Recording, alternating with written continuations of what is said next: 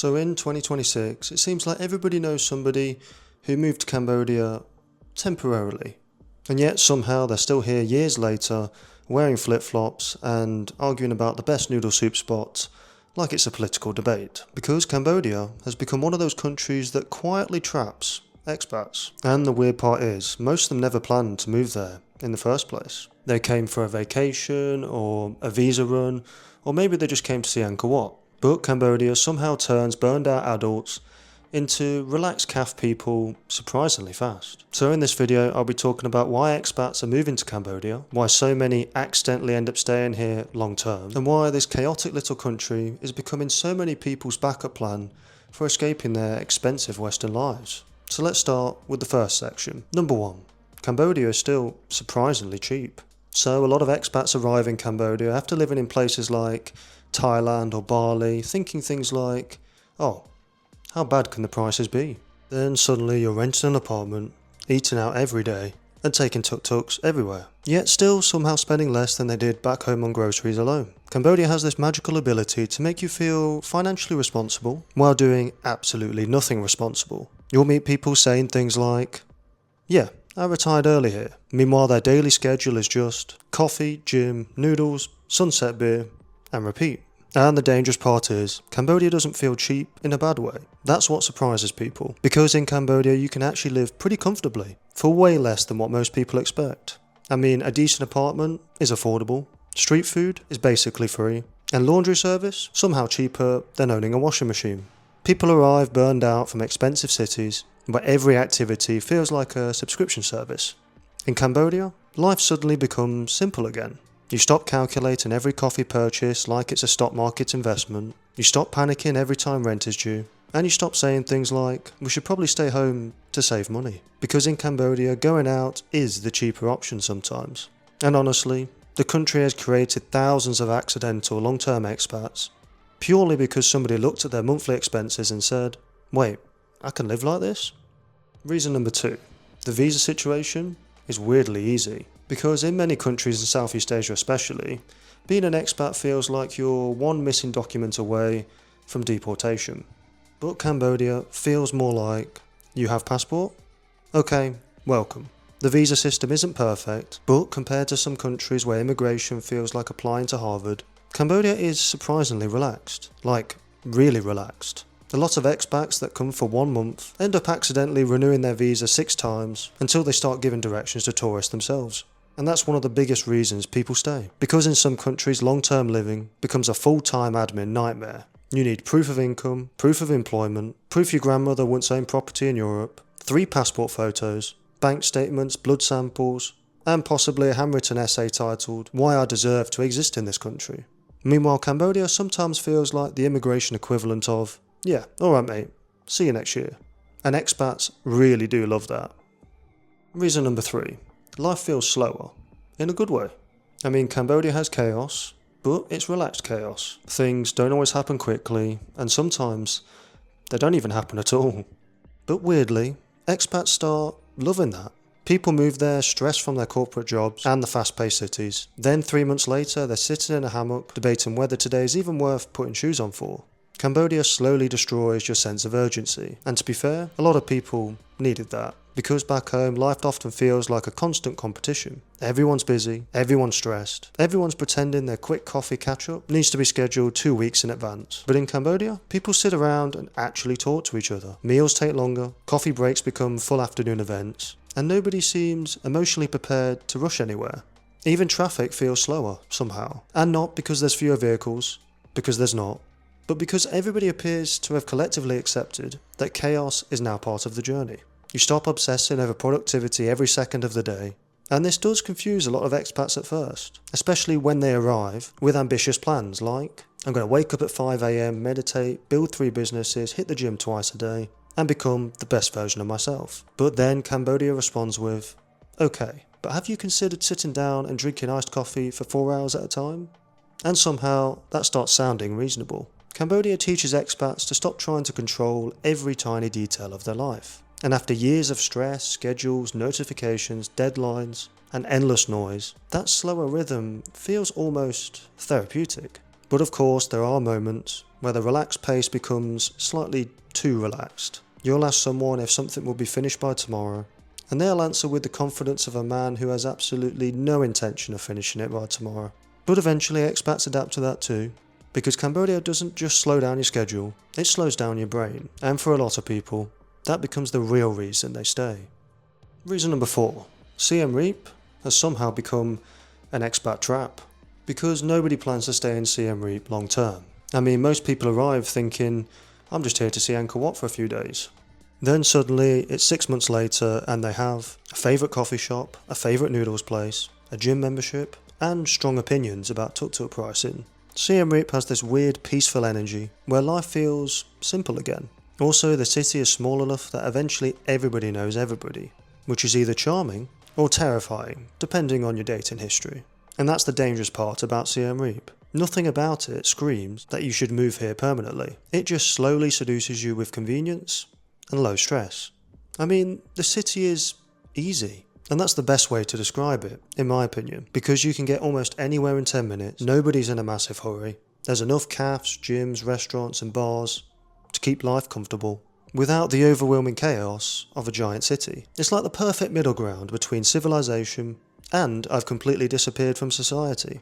Siem Reap also has this strange small town energy, where routines form incredibly fast. After a while, the staff at the cafes know your order, tuk-tuk drivers begin to recognise you, and restaurant owners will greet you like you're part of the family. Which sounds wholesome, until you realise you can't physically walk down the street anymore without stopping for 14 different conversations. Another reason expats stay is because Siem Reap feels less competitive than a lot of other expat cities. Nobody's aggressively networking at brunch, and nobody's trying to sell you a crypto course every 10 seconds. People are actually just existing, relaxing, working online, recovering from burnout, or quietly trying to figure out how they accidentally became long-term residents of Cambodia. And then there's the ultimate trap, the cost of comfort. In many countries, a peaceful lifestyle is expensive. In Siem Reap, peace is weirdly affordable, and that combination is lethal for expats, because once you realise you can live a calm, social, low-stress life without it destroying your finances, leaving becomes emotionally difficult. And at some point, every long-term expat in Siem Reap says the exact same sentence. I'll probably move somewhere else next year, but nobody believes them anymore. Reason number 5. Cambodia still feels real. A lot of expats end up saying Cambodia feels like Thailand was many years ago. Less polished, less commercialised, and less influencers with drone footage. Plus, there are still places in Cambodia where things feel raw, unpredictable, and actually genuine. And for a lot of people, that's exciting, because modern life can feel overly sanitised sometimes. Cambodia still gives you stories, maybe not always the good stories, but definitely stories. And that's another one of the reasons expats get attached to the country. Things don't always feel manufactured just for tourists. You can still walk down random streets and find local markets, tiny family restaurants, roadside food stalls, kids playing outside, and complete chaos happening for absolutely no reason at all. And somehow, that feels refreshing, because in a lot of heavily developed tourist destinations, everything starts feeling optimised. You have optimised cafes, optimised nightlife, and optimised authentic experiences that somehow have Instagram lighting installed. Because Cambodia constantly reminds you that life doesn't need to be perfectly organised to be enjoyable. There's also something about Cambodia that feels emotionally honest. People aren't pretending life is perfect, the country isn't pretending to be ultra-modern. Things break, roads flood, and power cuts happen. And yet, people adapt. The resilience becomes strangely inspiring for a lot of expats, especially people coming from countries where everyone is stressed, isolated, and emotionally exhausted, despite everything being efficient. Cambodia still feels human. Yes, messy sometimes, loud sometimes, even confusing sometimes, but still human.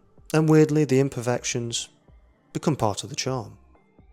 Reason number 6. The community is surprisingly strong. Because one weird thing about Cambodia is how quickly the expats end up knowing each other. You move there knowing absolutely nobody, but within 2 weeks somebody is inviting you to a barbecue, a business meetup, and a random countryside road trip that sounds mildly dangerous. The expat community feels smaller and more connected than in the bigger countries, which means people actually talk to each other, instead of silently working on their laptops in cafes, pretending to be digital nomads. Because Cambodia attracts a really random mix of people. And the result of that? The conversations become incredible. You'll meet retirees, online business owners, English teachers, YouTubers, backpackers who accidentally never left, and at least one mysterious guy who claims he's in import-export. And nobody fully understands what he imports or exports. So you just accept his presence. You meet one person at a cafe, then 3 days later you see them again at the gym, a restaurant, and even a rooftop bar. After a while, Cambodia starts feeling less like a country and more like one giant group chat. And honestly, a lot of expats need that sense of connection, because moving abroad itself can get lonely fast, especially in huge cities where people stay in their own bubble. And also because the community is smaller here, friendships often form much faster than back home. In many Western countries, making friends as an adult can sometimes feel harder than applying for a mortgage. But in Cambodia, you can literally meet someone once and end up travelling together 2 weeks later. The community feels alive, social and human. People still meet face to face, people still hang out spontaneously, people still invite near strangers to dinner like it's 1997. And in a world where many people feel increasingly isolated, that strong sense of community becomes one of the biggest reasons expats end up staying in Cambodia long term. Reason number 7. They came for a vacation, then never left. And this is probably the biggest reason of them all, because a huge number of expats never planned to move to Cambodia. It just happened. They came for a short trip, liked the lifestyle, liked the prices, and liked the freedom. Then one day they woke up and realised, wait, I live here now. Cambodia has a strange way of doing that to people, because Cambodia doesn't always impress people instantly. It's not one of those places where you land at the airport and immediately think, this is the greatest country on earth. Usually the relationship develops slowly. At first you're confused, slightly overwhelmed, and sweating aggressively, because the roads feel chaotic, the traffic feels lawless, and you're not fully sure how anything works yet. Then slowly, Cambodia starts growing on you, and that's how it begins. Next thing you know, you're buying kitchen equipment for an apartment you never intended to keep, and that's when you know the transformation is complete, because no traveller buys an air fryer unless they've already emotionally accepted residency. And eventually, Cambodia becomes more than just a place they visited. It becomes part of their identity. You'll notice long-term expats talking about Cambodia with this strange emotional attachment. They complain about the roads, the heat, the power cuts, and the chaos. But the second somebody else criticises Cambodia, they instantly become defensive like a proud family member. Because deep down they know the country gave them something valuable. And it's not perfection, it's not luxury, it's not some fantasy travel lifestyle. It's just a simpler, freer, more human way to live. And for a lot of people, that's enough to never fully leave. And now on to final thoughts. So honestly, those reasons are why, I think anyway, many expats are moving to Cambodia. And not because it's perfect, because it isn't. Absolutely not. But despite that, people stay. Because Cambodia gives a lot of expats something they lost a long time ago. The feeling that life doesn't have to be so complicated. You don't need a luxury condo, a 6-figure salary, or a colour-coded productivity app to enjoy your day. Sometimes all you need is cheap food, good people, low stress, and enough money left over to order another iced coffee without financial regret. And that's the dangerous thing about Cambodia. It slowly changes what you think matters. People arrive chasing adventure, then end up valuing simplicity instead. And before they know it, they're doing the exact same thing every long-term Cambodia expat does. Saying things like, yeah, I'll probably leave next year, while they secretly renew their visa again. But that's it for today's video on why expats keep moving to Cambodia. And if you enjoyed this video, make sure to leave a like. And as always, I'll see you guys in the next video.